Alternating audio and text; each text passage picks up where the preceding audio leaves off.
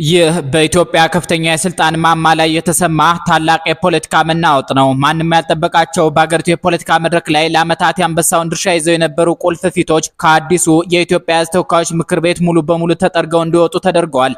የእነሱ መወገድና በአዳዲስ ፊቶች መተካት ምስጢር በብዙዎች ዘንድ በጥብቅ ሲጠበቅ የነበረ ቢሆንም አሁን ግን እነማን ተወገዱ፣ እነማንስ ተተኩ የሚለው ሙሉ ስም ዝርዝርና ምስጢራዊ መረጃው ይፋ ሆኖ እጃችን ላይ ገብቷል። ባለፉት ሰዓታት በደረሱን አስተማማኝ መረጃዎች መሰረት በ2019 አዲስ ዓመት በሚመሰረተው ምክር ቤት ውስጥ የነበራቸውን ወንበር በይፋ ያጡ አንጋፋ ተፎካካሪዎችና በአንጻሩ የፖለቲካ ካርዳቸውን ቀይረው በቅድመ ግምት ወደፊት የመጡ ቁልፍ ግለሰቦች ማንነት ዝርዝር ሙሉ በሙሉ ተለይቷል። በቀጣዮቹ ደቂቃዎች ከዚህ ቀደም ተደብቀው የነበሩትን እውነታዎችና ስሞቹን አንድ ባንድ በዝርዝር እንገልጻለን። በአዲሱ የሥራ ዘመን ከተወካዮች ምክር ቤት ውስጥ ከሚወገዱት ወይም ቦታቸውን ከሚለቁት መካከል ባለፉት ዓመታት የሀገሪቱን የፖለቲካ መድረክ በከፍተኛ ሁኔታ ሲያሞቁ የነበሩ ታዋቂና ወሳኝ ግለሰቦችም ይገኙበታል። የአማራ ብሔራዊ ንቅናቄ ከፍተኛ አመራር የሆኑት አቶ ክርስቲያን ታደለ ባለፈው የምክር ቤት ዘመን በፓርላማ ውስጥ የመንግስትን አሰራር የዕቅድ አፈጻጸምና የደህንነት ጉድለቶችን ያለ ፍርሃት በመተቸት ግንባር ቀደም ተጠቃሽ የነበሩ ፖለቲከኛ ናቸው። በህዝብ ዘንድም ሆነ በምክር ቤቱ አዳራሽ ውስጥ የሚያነሷቸው ጠንካራ የህግና የፖለቲካ ጥያቄዎች ከፍተኛ ትኩረትን ይስቡ ነበር።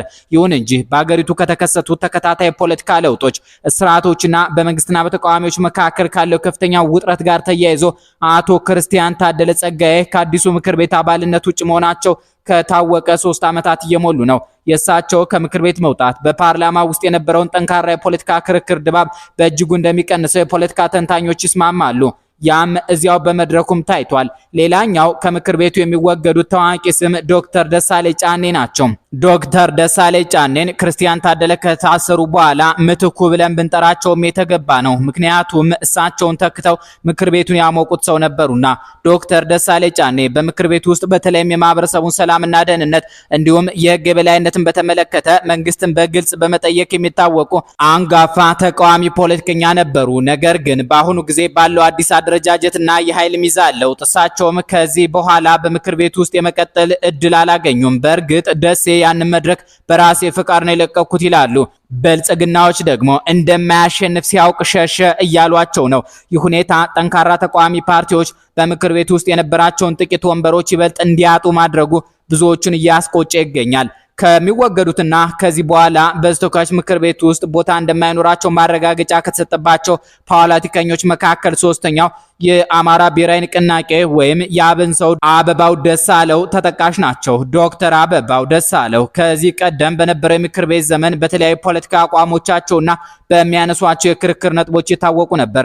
ይሁን እንጂ በሂደት የህዝብ ፍላጎትና የመራጩ ማህበረሰብ ስሜት ካለመረዳት የተነሳ በምርጫው በመሳተፍና ብዙ ወደማይታወቁበት ኢህአፓ የተባለ ፓርቲ በመግባት ከፍተኛ የፖለቲካ ስህተት መፈጸማቸውን የቅርብ ጊዜ ክስተት አድርገው የሚያነሱባቸው አሉ። ዶክተር አበባው ደሳለው በምክር ቤት ውስጥ ያላቸውን ወንበር አስከብረው ለመቆየት ሲሉ የነበራቸውን የፓርቲ መዋቅር በመተው በሌላ የፖለቲካ ፓርቲ ስር በመጠለል በከፍተኛ ሁኔታ ተወዳድረው ነበር። ብዙዎች በሌላ ፓርቲ ተወዳድረውም ቢሆን በግል ተጽዕኖአቸውና በቀድሞ ዝናቸው የመቆየት እድል ሊኖራቸው ይችላል የሚል ግምት አስቀምጠላቸው የነበረ ቢሆንም በቅርቡ በወጡት አስተማማኝ የምርጫ ውጤቶችና መረጃዎች መሰረት ዶክተር አበባው ደሳለው በተወዳደሩበት የምርጫ ክልል ሙሉ በሙሉ መሸነፋቸው ተረጋግጧል። ይህ ሽንፈት ለዶክተር አበባው ተራይ ድምጽ ማነስ ሳይሆን የፖለቲካ አካሄዳቸውና የስትራቴጂ ውሳኔያቸው በመራጩ ህዝብ ዘንድ ፍጹም ተቀባይነት ማጣቱን ያሳየ ታሪካዊ ስህተት ነው። በመሆኑ በ2019 አዲሱ ምክር ቤት ውስጥ ዶክተር አበባው ደሳለው የሚባሉትን ሁነኛ ተከራካሪ አናይም። ከነዚህ ታዋቂ ፊቶች በተጨማሪ ላለፉት ዓመታት በምክር ቤቱ ውስጥ የነበሩ ነገር ግን በአዲሱ አደረጃጀት ያልተካተቱ ሌሎች አባላትም አሉ። በተለያዩ የመረጃ ምንጮች እንደተገለጸው ከዚህ ቀደም በምክር ቤቱ የነበሩ ተሾመ በቀልና ወይዘሮ አልማዝ ገብረመድህን ከአዲሱ ምክር ቤት አባልነት የተወገዱ ሲሆን የእነሱ መውጣት በምርጫ ክልላቸው ላይ አዳዲስ ፊቶች እንዲተኩ እድል መክፈቱ በምንጮቹ ላይ ተገልጿል። የተወሰኑት አንጋፋ ፖለቲከኞች መውጣት በምክር ቤቱ ውስጥ ሰፊ ክፍተት የፈጠረ ቢሆንም በ2019 አዲስ ዓመት ወደ ምክር ቤት እንደሚገቡ ቅድመ ግምት የተሰጣቸውና አዳዲስ የገቡ ትልቅ ኃላፊነት የተጣለባቸው ግለሰቦችም አሉ። በዚህ አዲስ ምክር ቤት ዘመን የብዙዎችን ትኩረት የሳቡት የጠቅላይ ሚኒስትሩ የማህበራዊ ጉዳዮች አማካሪ ሚኒስትር ዳንኤል ክብረት ብርሃኔ ናቸው።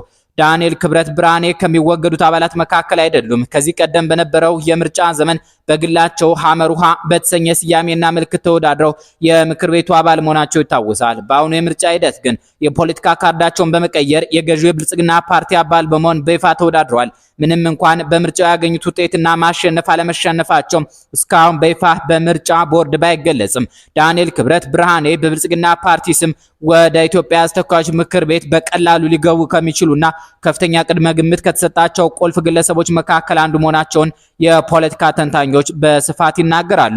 የእሳቸው በምክር ቤት ውስጥ መቀጠል ለገዢው ፓርቲ በማህበራዊ በባህልና በታሪክ ዙሪያ ትልቅ ርዕዮተ ዓለም ጉልበት እንደሚሆን ይጠበቃል። በእርግጥ ዳንኤል ክብረት ብርሃኔ በኢትዮጵያ ሕዝብ ተወካዮች ምክር ቤት ያን ያህል ድምጻቸው የሚሰማ ፖለቲከኛ አይደሉም። ነገር ግን በሚቀጥሉት ዓመታት ይህንን ክፍተት ሸፍነው እንደገና ድምጻቸውን ሊያሰሙ እንደሚችሉ ይጠበቃል።